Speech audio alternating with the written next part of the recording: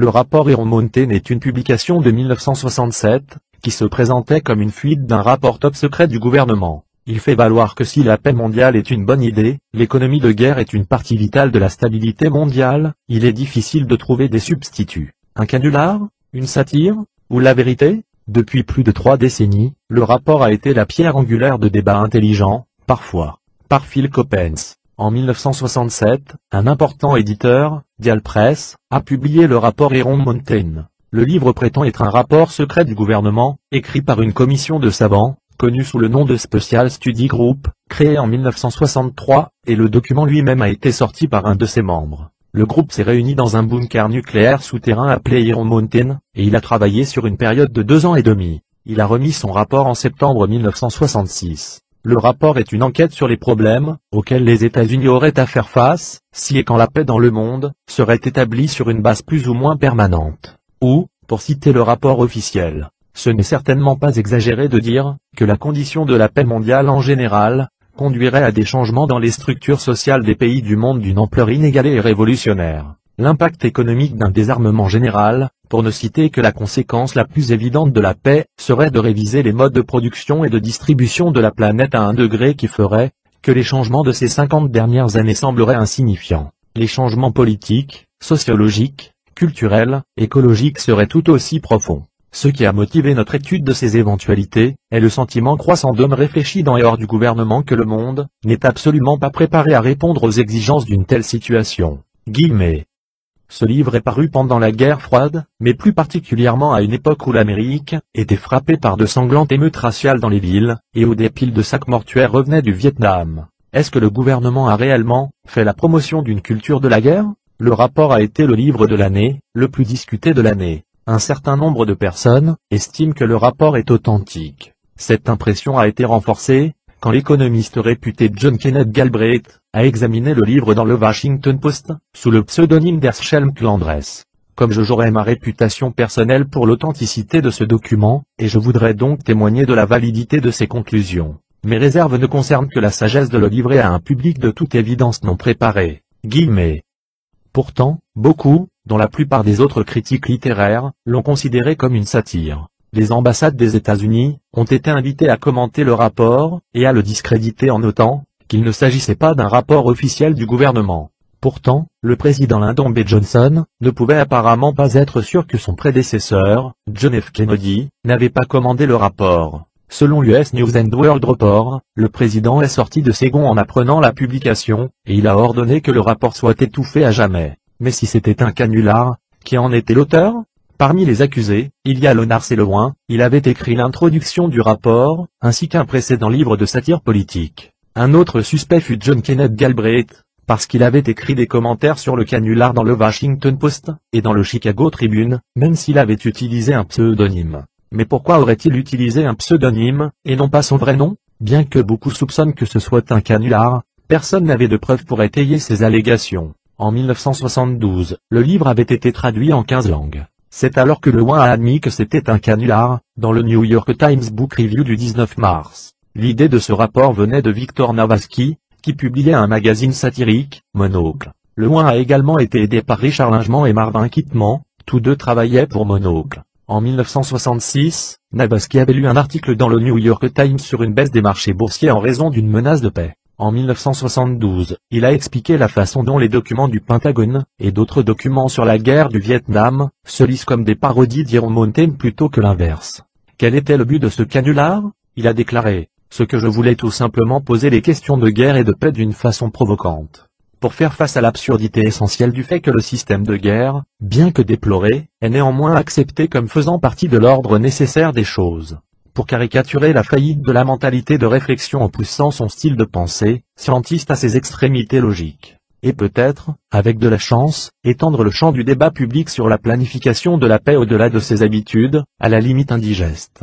En résumé, c'est une chose d'avoir la paix mondiale, comme ambition, mais tout comme les reines de beauté se préparent pour cela, le débat est nécessaire pour transcender, l'espoir doit devenir un plan d'action, et c'est là que les différentes facettes d'une composante acceptée de l'économie, la politique et la société doivent soigneusement gérer le changement. En 1980, le livre est épuisé. La controverse semblait oubliée. La paix mondiale ne s'est pas matérialisée. Mais dans les années 1990, Lewin a découvert que des éditions pirates de son livre ont été distribuées par et pour les membres des groupes de miliciens de droite qui ont déclaré qu'il s'agissait d'un rapport authentique. Sa reconnaissance de 1972 semblait avoir été contournée par l'Amérique de droite. Lewin poursuivi pour violation du droit d'auteur. Les groupes ont fait valoir qu'il s'agissait d'un document du domaine public, c'est-à-dire un document officiel, et que le nom Lewin comme auteur faisait partie de la tromperie du gouvernement. En bref, ils ont fait valoir que la publication était authentique, mais, une fois que le document avait filtré, le gouvernement a limité les dégâts, et a affirmé qu'il s'agissait d'un canular, demandant à Lewin de l'admettre.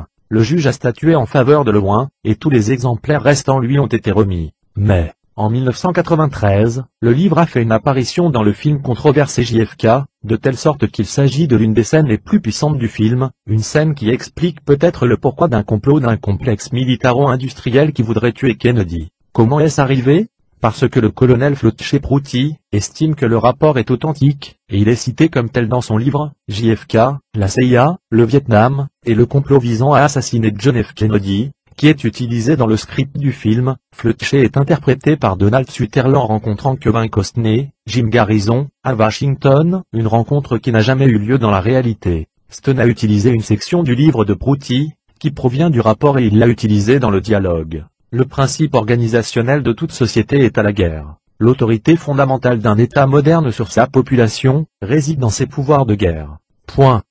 Les comptes de préparation de guerre représentent environ 1/10 de la production de l'économie totale du monde. Pour Stone, et bien d'autres, il est clair que le gouvernement est la coexistence de divers groupes d'intérêts, l'industrie pétrolière, l'industrie pharmaceutique, mais surtout, le complexe militaro-industriel, fauteur de guerre. Dans son livre, Prouty donne plus de détails, écrivant que l'existence du groupe était si hautement classifiée qu'il n'y a pas d'enregistrement, à ce jour, sur qui étaient les hommes du groupe, ou à quel secteur de la vie publique ou privée ils étaient liés. Pourtant, il a prétendu avoir réussi à obtenir une entrevue exclusive avec un membre présumé de l'Iron Mountain Special Study Group, qui a dit à Prouty qu'il estimait que la mission du groupe avait été délimitée par McNamara, William Bundy, et des RUSK. En 1996, Simon et Justet ont réédité le rapport, avec une nouvelle préface, soulignant que le livre était une satire politique. Plus que d'un canular, il s'agit d'une satire politique, et elle n'est donc pas sans fondement. Et alors que de nombreux Américains sont divisés sur son statut, véritable rapport ou un canular, à la fin, cela ne devrait pas vraiment avoir d'importance. Que quelqu'un l'ait écrit pour le gouvernement des États-Unis, ou que Lewin l'ait écrit pour le public américain, il y a un message. Un point c'est tout. Comme Lewin l'a lui-même souligné, en 1972, la réalité semble être basée sur le rapport Iron Mountain, parce que, en substance, le principe sous-jacent est vrai, la guerre fait partie de notre économie, et c'est certainement le cas aux États-Unis, dont l'économie est partiellement maintenue en équilibre par les dépenses militaires. Lewin a écrit que, à l'époque, l'industrie militaire mondiale représentait environ 1/10 de la production de l'économie totale du monde. Les États-Unis, en tant que nation la plus riche du monde, non seulement représentent la plus grande part de cette dépense unique, actuellement à la hausse de 60 milliards de dollars par an, mais aussi, qu'elle consacre une proportion plus élevée de son produit national brut à l'establishment militaire, que toute autre grande nation du monde libre. Cela était vrai même avant que nos dépenses n'aient augmenté en Asie du Sud. En fait, les dépenses militaires de l'Amérique sont souvent plus importantes que le total des dépenses publiques de nombreux pays, en particulier en Afrique. L'une des déclarations les plus controversées de l'ouvrage est sans aucun doute cette déclaration. Les guerres ne sont pas provoquées par les conflits d'intérêts internationaux.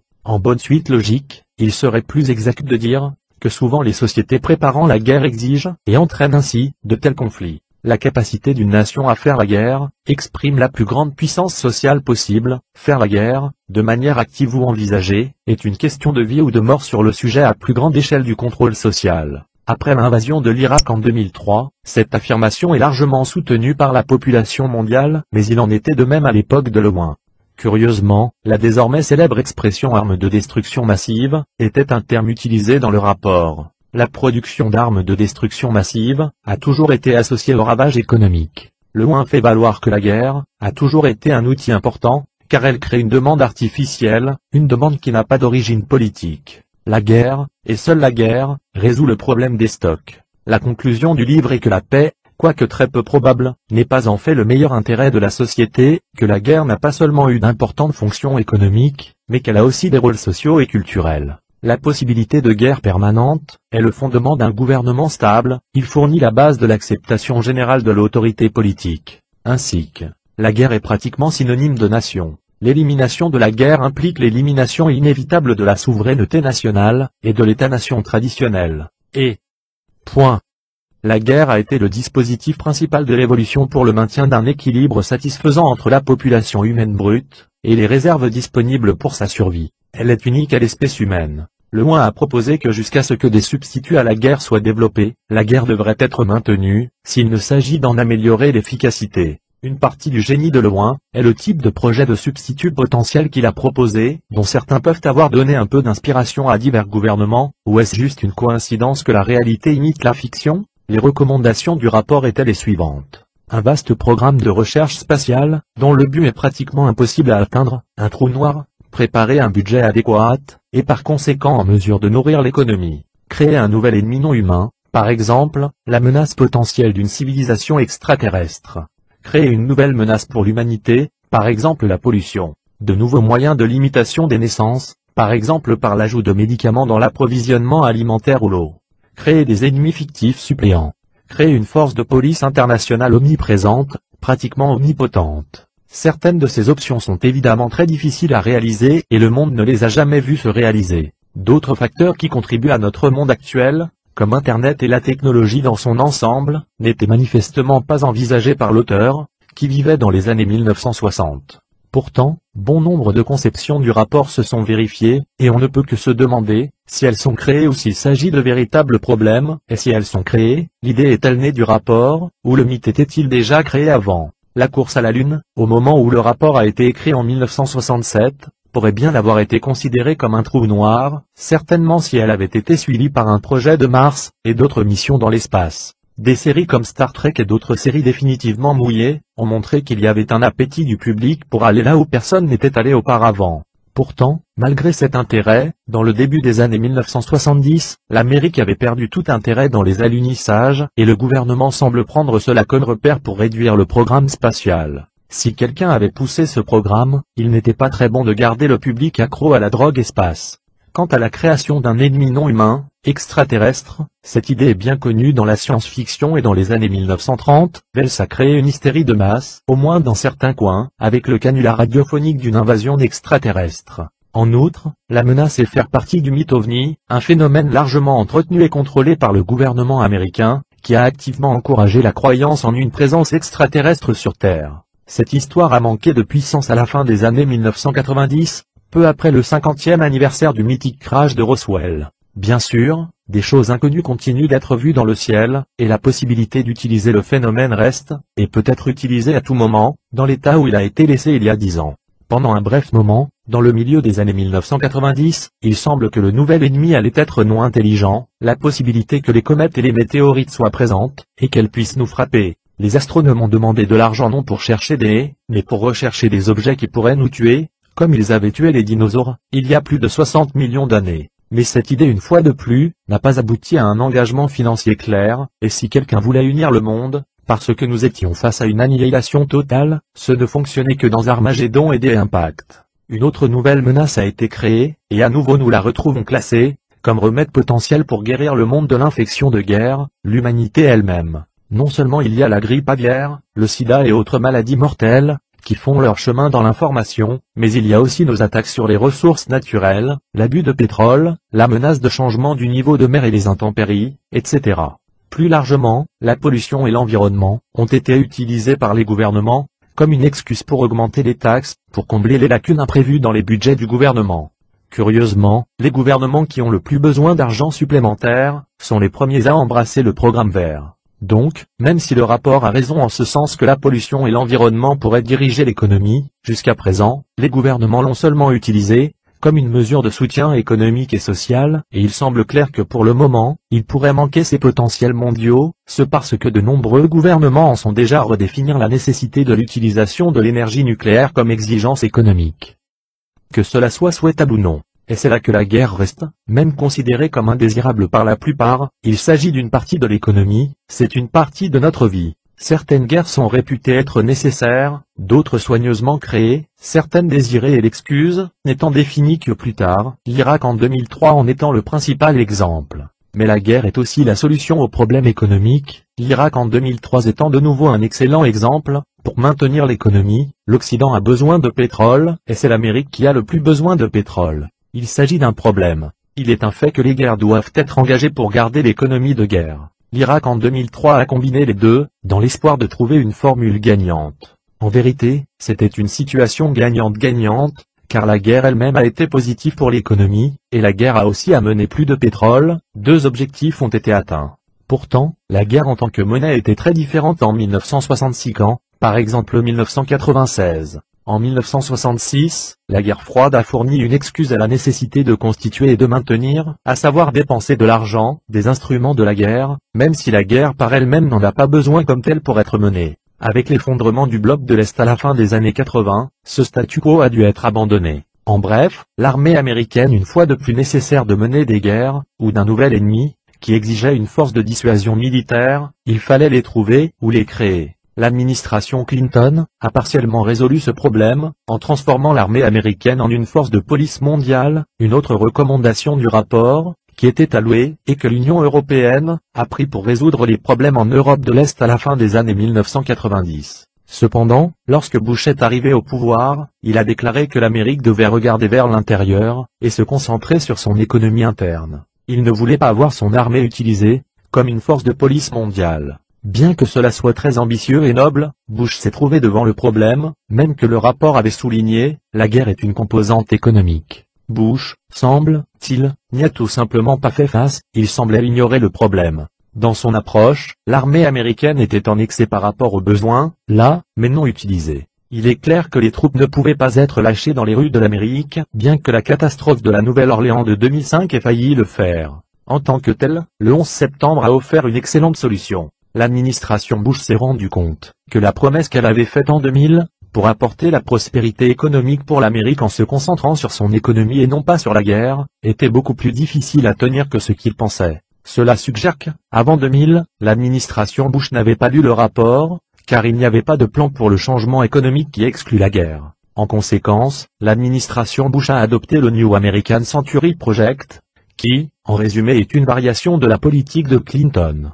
Il fait valoir que l'Amérique doit amener la paix dans le monde, par la force militaire, et en créant un changement de régime dans les pays qui empêchent la paix mondiale. Mais plutôt que d'avoir l'armée américaine, comme une ressource en contrat de location, le projet voulait que l'Amérique mène et contrôle ce processus. Dans cette approche, les États-Unis ont continué à utiliser l'armée, comme une ressource interne et donc facilement tracée dans les modèles économiques, plutôt que de la mettre dehors contre rémunération, ne sachant pas comment les pays l'utiliseraient, ou paieraient même pour certains d'entre eux, ce qui faisait partie de l'utilisation européenne des troupes dans les Balkans. Il semble que les contributeurs au New American Century Project aient lu le rapport, et qu'ils ont mis au point une nouvelle solution potentielle.